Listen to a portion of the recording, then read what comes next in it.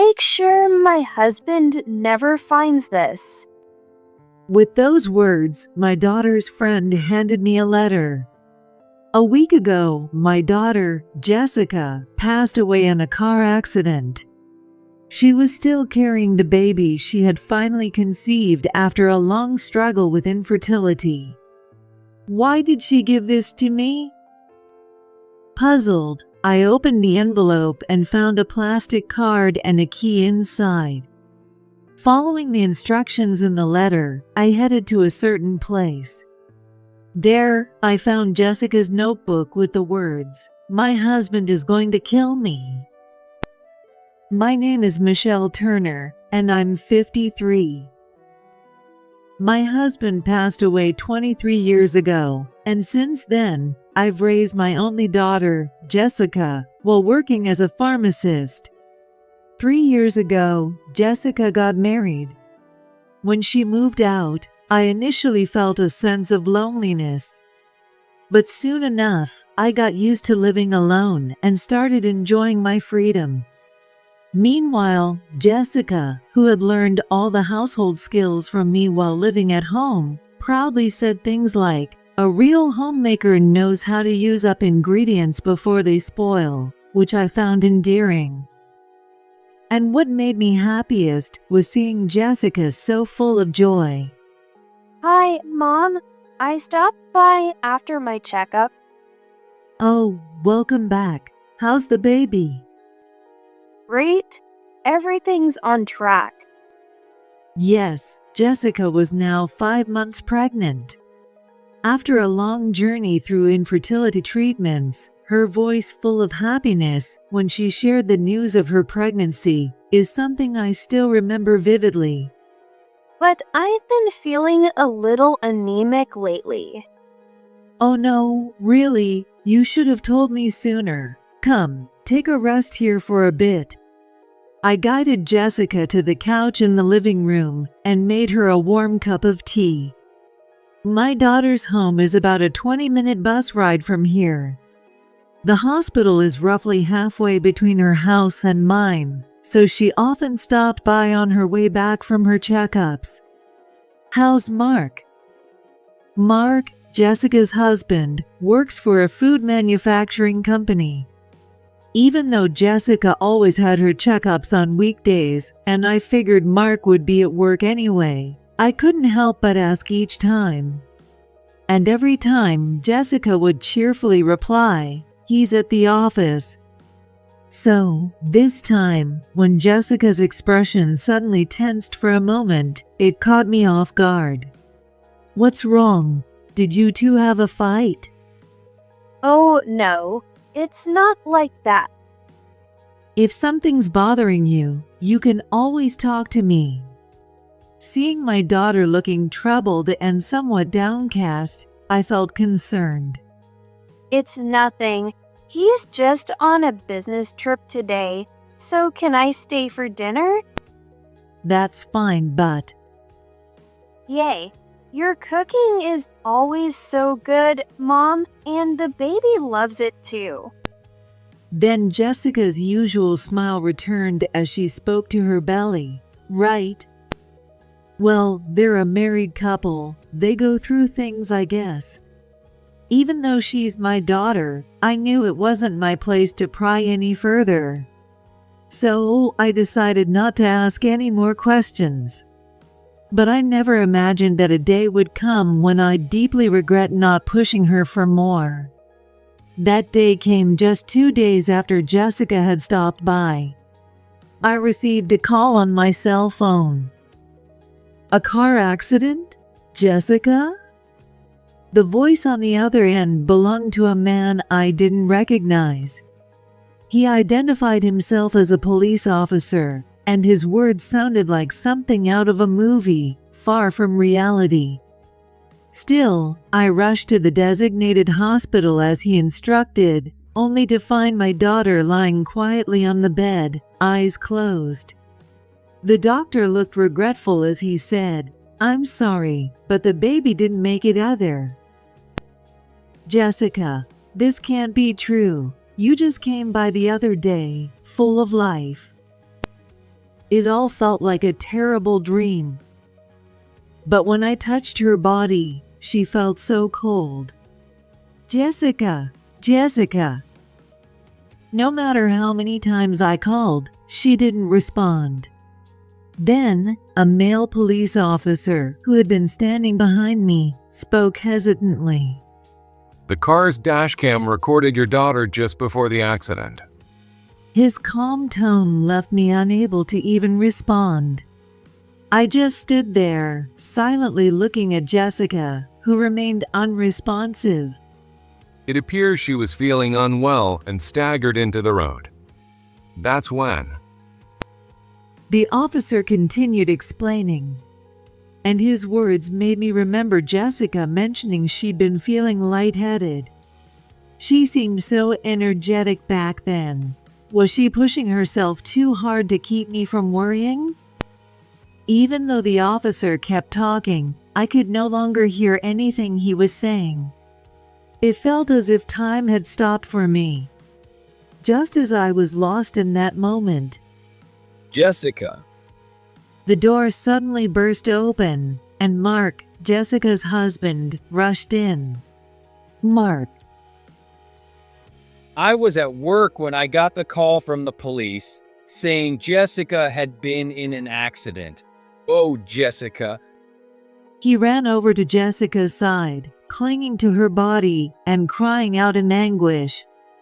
Seeing him so openly mourning without concern for who might be watching made my chest ache as if it was being squeezed tight. Before I knew it, I gently placed my hands on his shoulders. Thank you for grieving so much for her. Of course, Jessica was my beloved wife. Yes, Jessica was so loved by you. Thank you. When I said that, he broke down in tears again. Watching Mark like that, I felt a deep sense of helplessness. But at that moment, I couldn't shed any tears. It was because I still couldn't fully accept the reality in front of me. The days that followed were a whirlwind. From planning her funeral to handling insurance, bank accounts, and notifying acquaintances, there was just so much that needed to be done. Of course, I thought of asking Mark for help. But there was a reason that made it impossible. I'm so sorry, Michelle, but I haven't been able to pull myself together yet. Mark, looking completely exhausted, said he couldn't do anything. Under normal circumstances, as Jessica's husband, he might have been the one to take charge as the chief mourner. However, having lost both his wife and unborn child all at once, I wanted to give him as much space as I could. So, I decided to take care of everything myself. 2 weeks passed from the funeral, and just when things around me started to settle down, I realized I hadn't had a moment to grieve. Perhaps due to the intensity of the past weeks, I found myself spending my days at home, doing nothing but staring blankly. Even though my body was utterly exhausted, I couldn't seem to sleep. And I didn't have the energy to do anything, nor did I have an appetite. I had taken some time off work, so I only left the house for the bare minimum of grocery shopping. Living like that, I lost track of how much time had passed. Then, one day, Well, my name is Kate Anderson. We met the other day at the funeral home. the visitor who came to my door was Kate, Jessica's friend. I first met Kate at the funeral, but I had heard Jessica talk about her many times before. At the service, Kate was kind enough to check on me while I was running around handling various things by myself. She's a very thoughtful young woman. I'm sorry to drop by like this. I tried calling a few times, but I couldn't get through. Oh, I'm sorry I didn't notice. I guess I'm still feeling a bit worn out. Truthfully, I had noticed the phone ringing. but I just couldn't bring myself to do anything. And I'd been so sluggish lately that the calls always ended before I could pick up. And I didn't have the energy to call back either. Kate looked at me with concern. You're not. Okay, are you? I didn't expect any of this to happen either. I know. It still feels like I'm stuck in a dream. I brought some cake. Would you like to have some with me? Jessica once told me. My mom loves this kind. She did? Thank you. Let me make us some tea. Come on in. Holding back the tears that were welling up, I invited Kate into the living room. We sat together, sharing the cake and hot tea. It was the first time in a while that I felt like I could actually taste something. Kate, always good with people, seemed to understand my feelings and kept the conversation light. However, after we finished eating, she hesitated for a moment before pulling out a letter from her bag. It seemed this was the real reason for her visit. I've been holding on to this for Jessica. Michelle, it's for you. What? She gave this to you? For me? The envelope she handed me was slightly larger than usual, and when I took it, I felt something hard inside. On the front, it clearly read, "To Mom." In Jessica's handwriting, unmistakably. I couldn't take my eyes off those words and just stared at the envelope. Seeing this, Kate explained why she had been the one holding onto the letter. I've had this for about 2 weeks now. When Jessica gave it to me, she said, "Make sure my husband doesn't find it." Her husband, Mark? Yes. She also told me, if something happens to me, make sure this gets to my mom. Why would she say something like that? I don't know.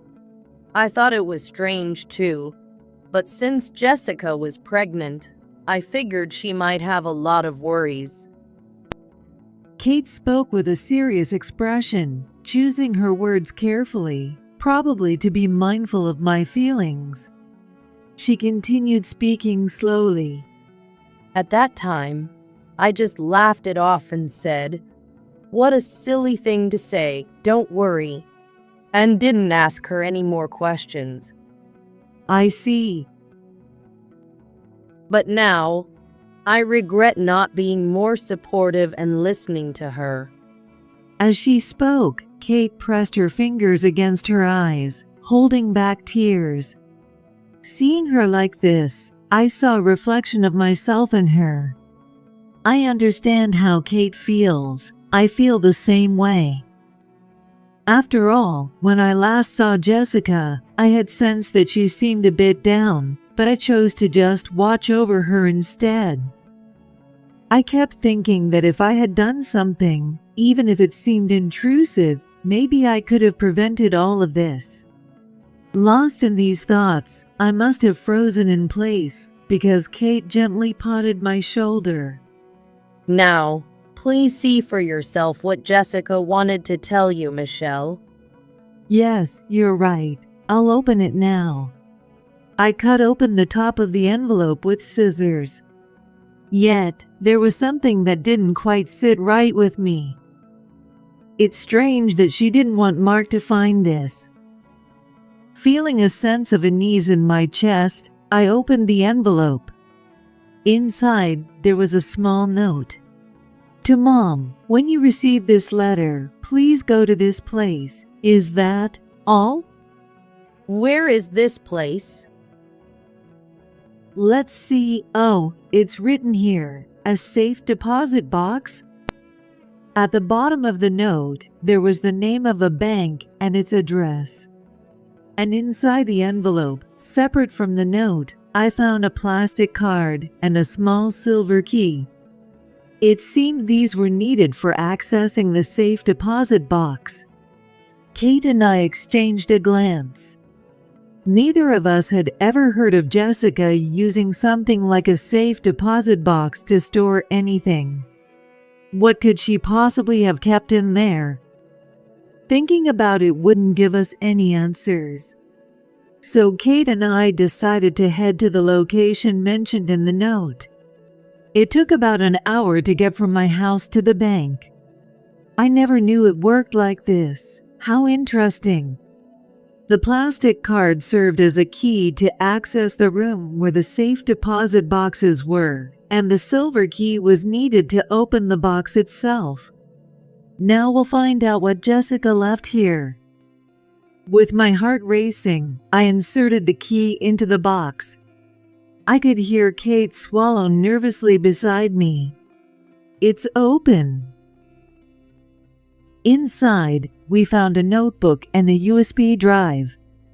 I picked up the notebook, and as soon as I opened the first page, I felt the blood drain from my face.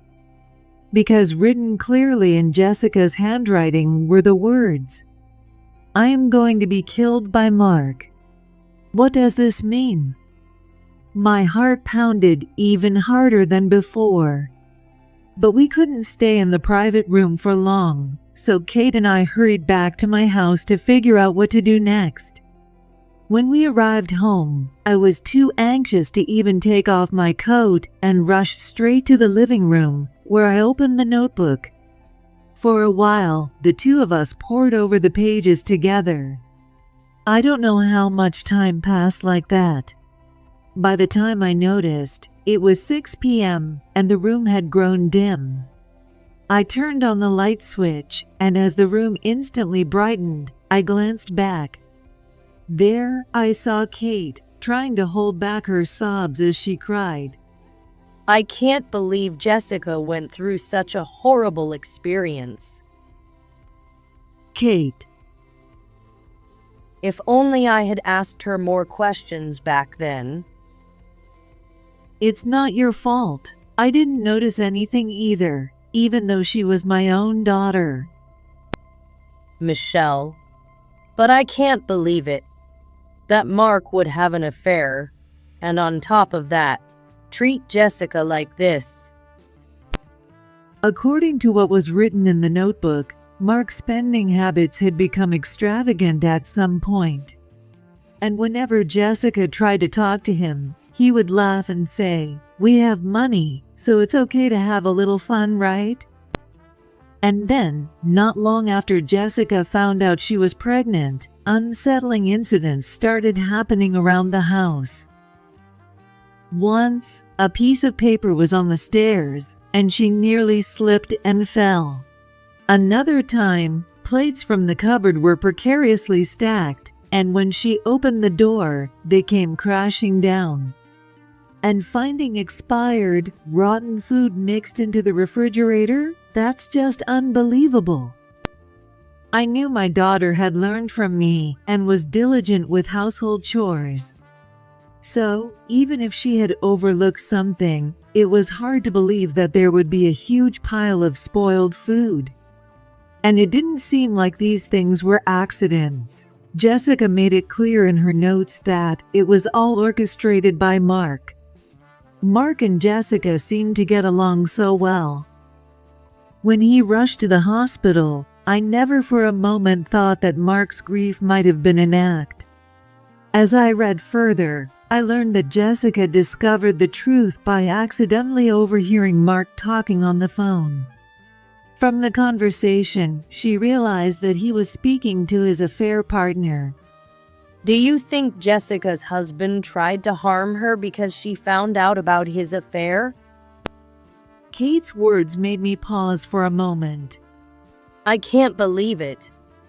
Why would he do something so awful? She clenched her fists, trembling with anger. Kate probably thought that Mark might have tried to get rid of Jessica just because he wanted to be with another woman, such a shallow motive. But there was one other thing that came to my mind. Last year, Jessica inherited her paternal grandfather's estate. My husband had already passed away, and there were no other siblings, so Jessica was the sole heir. Oh, I didn't know that. My father-in-law owned several apartment buildings and had significant assets, so Jessica received a substantial amount of money. I had never heard about this before. Maybe Jessica felt uncomfortable talking about money, especially since the amount was so large. It seemed that she hadn't even confided in her best friend about it. Did Mark know about it? Of course, they were married, and because of that money, Jessica was able to continue her fertility treatments. Yes, fertility treatments are expensive.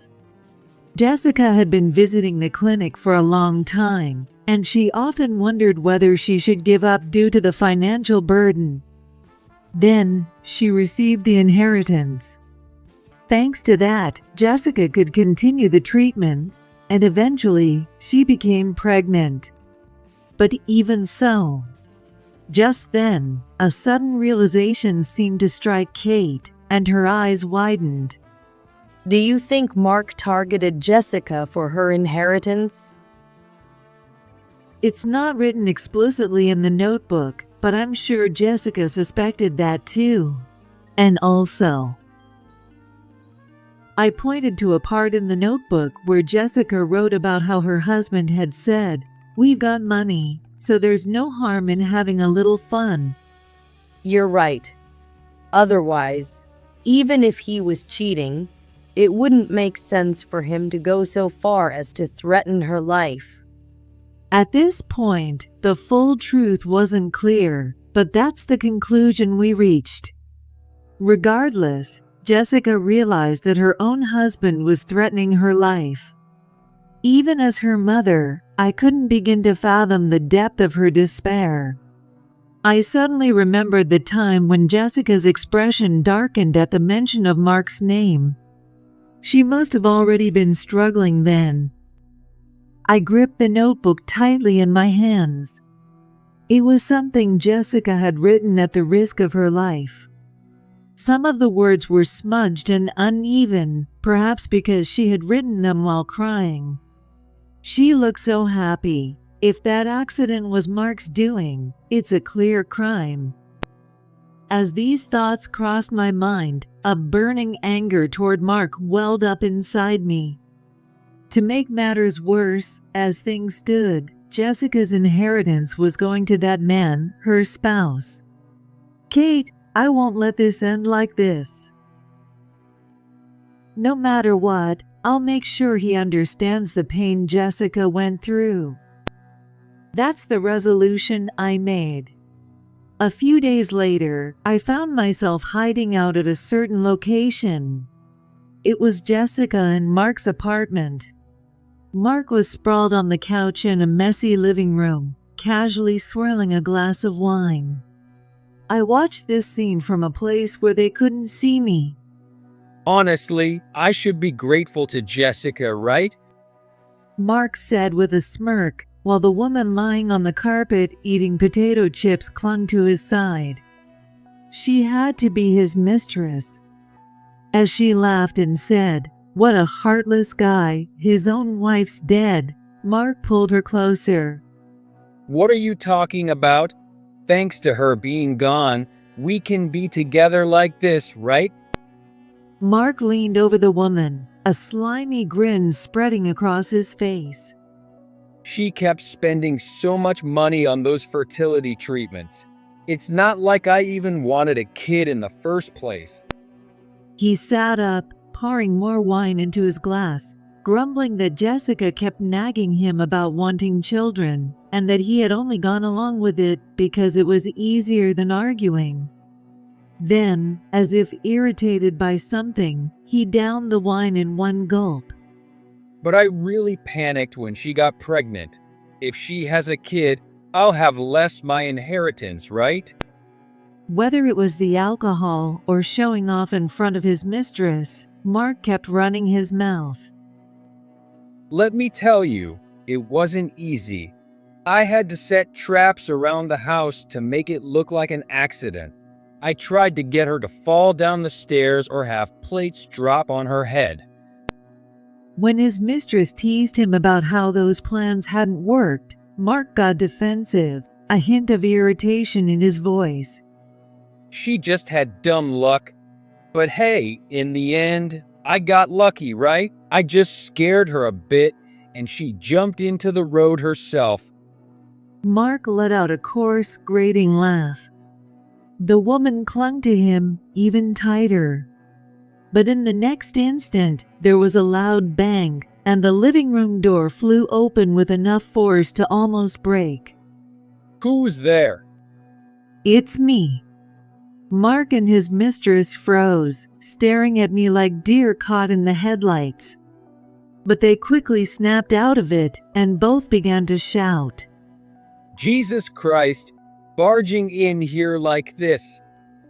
His mistress clung to Mark's arm, tugging on it furiously. Mark, who is this old lady? Does it help if I say I'm Jessica's mother? Wait, so you're Mark's mother-in-law? The mistress looked panicked. My sudden appearance must have been a total shock to her. She stood there with her mouth agape, completely frozen. Meanwhile, Mark, who had just gotten over his initial surprise, now turned bright red with anger. Get out of here. You're trespassing. Get out now. So what? Oh, by the way, I heard everything. Your whole conversation. What? Ignoring Mark's glare, I walked over to the wall socket, yanked out the plug, and slammed it onto the floor. With a cracking sound, it broke open, revealing a bugging device. I heard everything that went on here. Mark's affair, and everything he did to Jessica. To gather evidence, I had used the spare key Jessica had given me, with Kate's help, to plant the device. There was also a hidden camera that allowed me to monitor the situation in real time. So even if I wasn't physically present, I knew exactly what the two of them were up to. You've said quite a lot, haven't you? But thanks to that, I got all the evidence I need against you too. I had been sitting in a car parked nearby, listening, intending to give them more time. But when their words turned out to be far worse than I expected, and I realized I had enough evidence, I decided to confront them. What you did is a crime. I'll call the cops on you. What are you talking about? You two are the ones who should be worried if the police get involved. I've got this. I played back the recording from the bugging device for both of them to hear. And then, to my surprise, Mark started marching straight toward me. What are you trying to do? Hand that over to me. No way. Then you leave me no choice. The look on his face suggested he might attack me at any moment. I quickly ran into the kitchen and grabbed the nearest thing I could find. Don't come any closer. What the hell is that? Both Mark and his mistress turned pale. Their eyes were fixed on what I held in my hand. Because I was gripping a kitchen knife. It was probably the one Jessica used every day. Clutching it tightly, I pointed the blade straight at Mark. Try anything funny, and I'll use this. Haha. What's so funny? You think an old lady like you has the guts to do something like that? Go ahead. Give it a shot if you think you can. Mark, who had initially turned pale, seemed to think he had the upper hand in strength, or that I wasn't serious. He taunted me, pointing to his own chest. His mistress smirked behind him, and I felt a surge of anger rise within me. Don't mess with me. This is for avenging Jessica. With the knife still in hand, I glared at them both. My intensity seemed to finally scare them, and they began to back away, looking nervous as they retreated toward the living room. Holding the knife tightly, I kept my eyes on Jessica's tormentors. Mark yelled out, "Wait!" You've got it all wrong. I didn't do anything. It was all her. Megan did everything. What? Megan's eyebrow twitched in response to his words. She was totally obsessed with me, always saying Jessica was in the way. She told me what to do. But Megan immediately shouted back, "You're the one who suggested getting rid of your wife, and you planned everything." Hey, what are you saying? Mark tried to cover her mouth with his hand, but she pushed him away. Megan tried to justify herself, claiming that it was Mark who attacked Jessica with a knife close to her due date, and that Jessica ran into the road trying to escape, so she wasn't at fault. You wanted this to happen too. I never thought you'd actually go through with it. Megan and Mark were yelling at each other. Tears blurred my vision, but I couldn't tell whether they came from anger or sorrow. "Ugh!" I screamed, gripping the knife handle even tighter in my hands. Then I sensed someone bursting into the room. Michelle. The sudden voice made me freeze in place. I turned around, and there stood Kate. She was drenched in sweat, gasping for breath. "Why are you here?" I couldn't reach you by phone, and you weren't at home. I had a feeling, so I came here, and I heard fighting from inside. Breathing heavily, Kate approached me and gently placed her hand over mine, the one holding the knife. Since the day she helped me set up the listening device, she'd been worried that I might do something reckless. Michelle, I completely understand how you feel. I can't forgive him either. If I could, I'd avenge Jessica with my own hands. With tears welling up in her eyes, Kate looked straight at me. But I don't think Jessica would want this. She would never want her mother to get hurt for her sake. Jessica would hate that. "Oh, what am I doing?" You know better than anyone how kind Jessica was, don't you?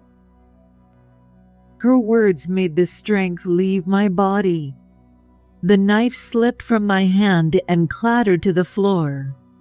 That's right, Jessica was. She was so kind. No matter how much she suffered, Jessica would never try to hurt others. As I took Kate's words to heart, I found myself recalling Jessica's bright, cheerful smile. "I'm sorry for worrying you. I just meant to scare them, but I lost control and got too carried away." I see. I thought. "But thank you for stopping me. If you hadn't, I might have." Kate shook her head and smiled. "I'm just glad you're back to your usual self, Michelle." A moment of warmth filled the room. But that moment quickly faded as Kate turned her glare toward Mark and Megan, freezing them in place. I called the police. I have recordings of your entire conversation, as well as other evidence of what you did to Jessica. It's over for both of you. At her words, they began to tremble. Megan was the first to move. She shoved Mark aside and made a dash for the front door. But it was Mark who stopped her, trying to push her out of the way so he could escape first. Get out of my way. I'm leaving first. No, I'm going first. Don't get in my way. Shut up. Mark roughly shoved Megan, causing her to stumble and fall to the floor. Then, as if driven to madness, Megan glared at Mark with bloodshot eyes and let out a hysterical scream as she lunged at him. As she stood up, she grabbed the knife I had dropped, clutching it in her hand. No way. Just as Mark's scream echoed through the room, Megan stumbled back. Her hand, clutching the knife, was now stained bright red. Mark made a gurgling sound, unable to form words, before collapsing onto the floor. Help me. If I don't get help, I'll. Mark, sprawled on the floor, reached out toward me. I looked down at him with cold eyes. Why should I help a man like this? That's what I thought, but then... Kate, please call an ambulance for him. Okay. I noticed the hopeful look in Mark's eyes and shot him a piercing glare. Don't get the wrong idea, I haven't forgiven you, but Jessica would never have left someone suffering in front of her, no matter who they were. I said this, wiping away the tears that fell from my eyes. Just then, the intercom rang, and a voice from outside the front door called out, "Police!" Megan was arrested on the spot. Mark was taken to the hospital, but later investigations revealed that the two had conspired together and attacked Jessica for her inheritance. A year later, both Mark and Megan were convicted and imprisoned. From what I've heard, they've given up on life, showing no spark in their eyes and not speaking to anyone. Mark in particular doesn't even respond when the guards call out to him, so he's under strict supervision. I've slowly started to accept the reality of losing Jessica and have been finding my way back to daily life. And Kate, now married, is 5 months pregnant. When she visits me, she always looks so happy, and seeing her smile brings me joy too. I truly hope that Kate finds happiness, not just for herself, but for Jessica's sake as well. That's my deepest wish.